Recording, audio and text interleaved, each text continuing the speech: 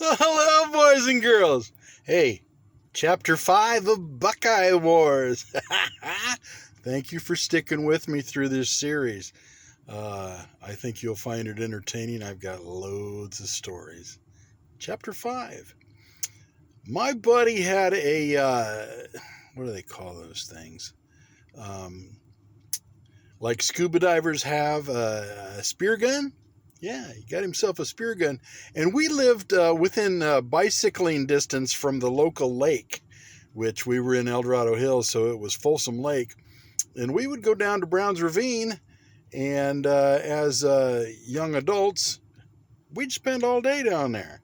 We would chain our bicycles to a tree and then just kind of screw around on the beach and in the water. We would fish, we would swim, we would hike around in the little hills in the area of the lake.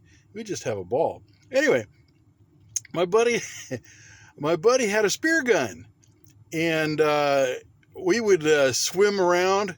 We had fins, we had a mask, we had snorkel, and we'd screw around and we would shoot, or he would shoot at the carp, because we knew that they were junk fish, and nobody would care if we were harpooning or spearing them. I was jealous because he had a spear gun and I didn't.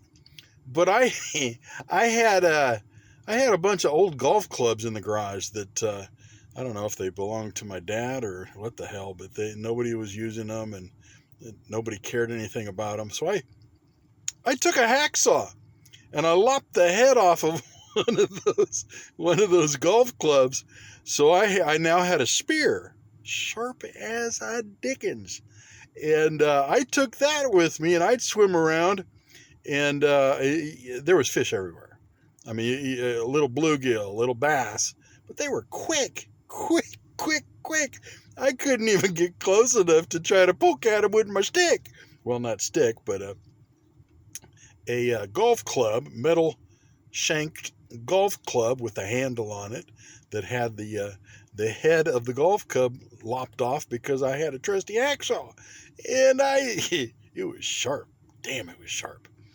And I'd poke at stuff, but I couldn't get close enough to do any good.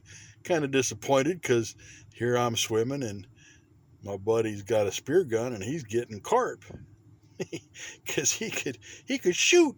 He'd had a big ass rubber band on it, and swang, he'd have himself a carp. And dang it, I couldn't get close to nothing. And I'm swimming along, and I look down, and I'll be goddamn if below me, probably, I don't know, maybe 5 feet, maybe slightly more than that, because the water was pretty clear that day. I see a catfish. He's just hunkered down on the bottom, just sitting there. And he's big. He was big. In California, big means, I don't know, maybe 5 pounds, maybe 10 pounds. But he was decent size. And I look at him, and he didn't swim away. I could tell he was alive because his tail was moving back and forth just a little bit, and his fins were moving back and forth just a little bit. And I thought, man, I wonder if I could get him. So I carefully ducked down closer to him, and I took that spear of mine that I had made out of a golf club, and I stuck that sucker right through the head. I pinned him to the bottom, the muddy bottom of Folsom Lake. And I had him. I had that dude. Oh, boy, did I have him. And I'm just like, oh, now what do I do with him?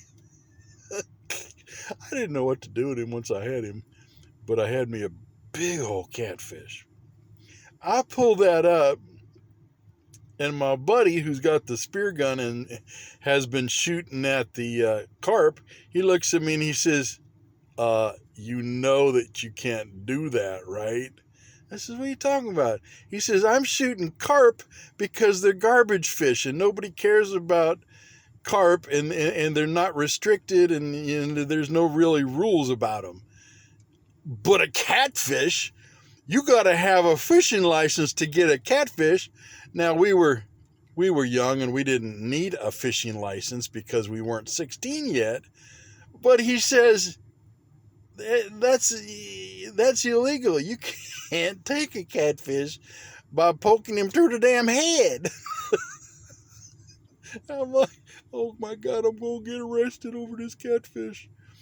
So I think what I ended up doing is taking him up on shore and hoping nobody saw, and I buried him up on shore so that nobody could get at him. But boy, I had speared me probably about a 6-pound catfish.